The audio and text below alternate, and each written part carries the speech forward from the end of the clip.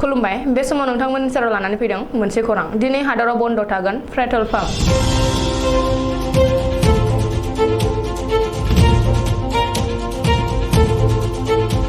दिनै भारत हादराव बन्द थागोन पेट्रल पाम्प बन्दखौ मदद होदों सा सानजा पेट्रल डिलार्स एसोसिएशनआ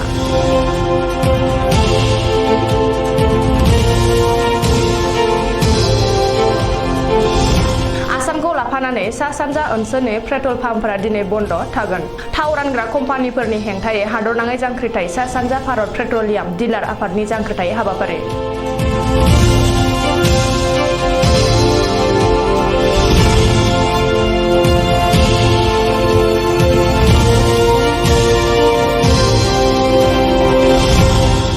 डिलारफोरनि सायाव बजा होआलाबासिनो संग्रा एक्साइज डिउटी खमायनो दाबि